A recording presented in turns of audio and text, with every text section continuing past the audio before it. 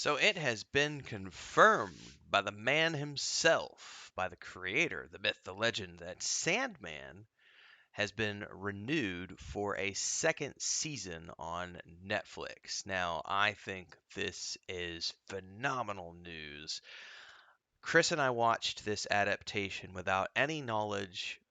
Well, I shouldn't say without any knowledge. She's never read the graphic novels. I only read them in passing many years ago when I was late teens, early 20s, because my uncle, who is a year older than me, was a comic book nerd, and he had me read all sorts of comic book series that he loved, like Sandman, Sahara, Preacher. Those are the ones that stand out to me as off the top of my head immediately. And then I was into comics for a little while with things like Tales of the Jedi, the Carnage versus Spider-Man run, and the X-Men series. I forget what it's called, where Wolverine gets the adamantium ripped out of his skeleton. But it was a brief window of time. My foray into comic books and graphic novels was very brief, comparatively speaking. And I don't know if you can consider the Sandman comic because it was really more like a graphic novel, but I digress. Chris and I loved the show. I had a brief, kind of overview of knowledge going into it, but I'm not intimately familiar with the book. So I didn't get hung up on all of the, you know, I'm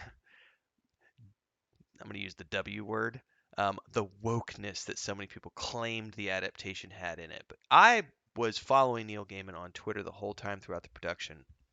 And I loved the fact that he was just constantly refuting people who claimed that the adaptation was somehow a woke interpretation of his work. He was like, "Hi there, I'm the author. I've been working on getting this adaptation made for like 20 years, and I've seen hundreds of different pitches for the show, and this is the first one where I felt like they were genuinely getting close to what the original source material was, and I was involved with this adaptation, and I suggested and approved and did, worked with them hand in hand to make some of these changes. And if you think that the graphic novel wasn't woke, then you clearly haven't read the actual graphic novel." And I was like, "Neil, buddy, you have now become my favorite author," because he was out there literally stomping on the necks of the trolls with their little woke agenda bullshit and saying, "No, it's not true." And I've had people come into the comments here and say that just because an author is behind the adaptation doesn't mean that the woke um, you know, accusations aren't true. Whatever. I also love the fact that Neil was out there in the forefront because there's a lot of people who said we hate the adaptation and it's a travesty. It's ruining the legacy of the graphic novels, and it's going to make it so that no one wants to buy the books and no one's ever going to see the books because they're going to watch this Netflix adaptation. They're going to be turned off completely because it's such a piece of shit. And Neil was like, "Actually, actually, the Netflix show is doing so well that my books are becoming bestsellers again, for again and again and again. It's like they're just flying off the shelves right now because so many people are interested in the show that they want to naturally just go out and watch this." So I'm really excited about this. It was apparently not a sure thing, despite the fact that the series got critical acclaim and it was one of the more watched shows when it came out.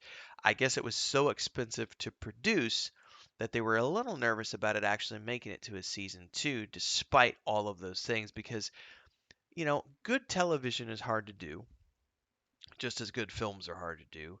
And having an adaptation that performs well is one thing.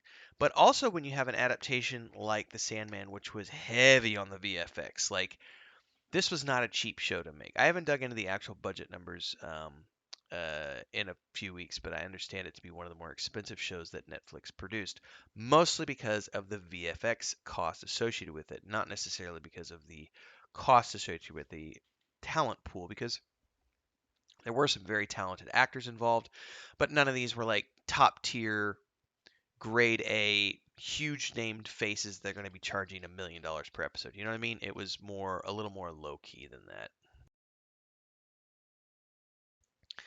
At the end of the day, Chris and I loved the Sandman show. Um, and again, I came into it not having a lot of information about the graphic novel and Chris having no information from the graphic novel. I don't think it would have mattered to me anyway, because as a general rule, I just can't think of any show. I can't think of any scenario with this where this hasn't applied. As a general rule, anytime an author is involved in the adaptation in some sort of creative capacity and is right there alongside the showrunners helping to craft the best, most sincere version of the show, whether it's Neil Gaiman or Stephen King, etc. Um, I don't think I've ever seen an adaptation that I haven't liked when I know the author is there. And the reason for that is because I put my trust in the authors. If the author is involved and they're not just there as a figurehead, and they actually have like an executive producer or a consultant role or something of that nature, and they're actively involved and they're out there telling everybody, hey, this is a great adaptation. I think it does my books justice. Why wouldn't I want to go watch that? Why wouldn't I trust that version of the show?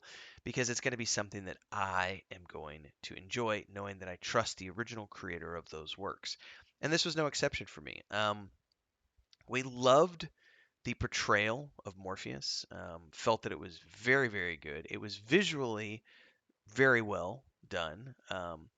And we had a cast of characters that were very good throughout. The pacing was really good. I like the fact that they had multiple story arcs within, and so even though you sort of had one sort of background arc, you also had like 2 to 3 inner arcs with getting his tools back and taking care of that arc, and then dealing with the Nightmare on the Loose, which was another arc, and then the third arc being, the dream nightmare um, sequence girl. Um, all of that was, in my mind, a great way to do a show where they've broken it into 3 acts within a larger overarching show. And I felt like it was done in a way. It was mostly PG-13. There was one R-rated episode, which was the diner episode. That was the episode that, when it hit, like the show had been building up, it had been very PG-13, and then the diner episode hit, and we were like, "Oh snap!" Like we just entered into nightmare territory, no joking aside, with the way that played out. But it was just brilliantly done. And overall, like I said, I would have given that show. I don't. It's funny because I didn't review the Sandman here on my YouTube channel, and the reason was because sometimes I just want to watch shows with Chris. I don't need to put everything that I do online. I put a lot of what I do online because it's good commentary and it gets views and it helps pay the bills. But not everything I do is stuff that needs to be out there. And one thing I can tell you about Chris is she doesn't like shows with aliens in them, but she loves fantasy and she loves this type of storytelling, like fantastical storytelling where you've got mythical creatures and you've got magic and you've got modernity and you've got other things. Her favorite thing to watch is always going to be documentaries like historical. Doesn't have to be true to facts. It could be based on historical events, but she likes things that are based on real stories and loves medieval stuff and everything else. But she thankfully enjoys all sorts of fantastical stuff as well when it has lots of these mythical creatures and beasts and stories and so on and so forth. So I was really happy that she enjoyed this. We had a good time watching it together. I'm really happy that it's renewed for season 2. I can't wait to get it back into the world of Sandman. It's actually made me want to go back and reread the graphic novels, which I'm probably going to do over the holidays because I vaguely remember kind of skim reading them when I was younger, and now that I've watched the show, I want to go back and actually read them so that I can better understand all the characters and prepare myself for season 2. So if I do that, I might do that here on the channel. You never know. In the meantime, like, subscribe, hit the bell icon, support in any way you can, keep me on the air, consider me like Netflix. And I need subscribers and I need support to keep my stuff coming out, to keep producing great content. So go down below, hit that super thanks button, join as a member of the Adventurers Guild, 3 different tiers for members, do super chats on live streams. Don't forget the Patreon page if you like good fantastical stuff, because my wife and my brother and I have our own fantastical world, which is all done through our Patreon page. It's a video game, it's a tabletop game, it's a book series. Check it out. See everybody in the next episode. Peace!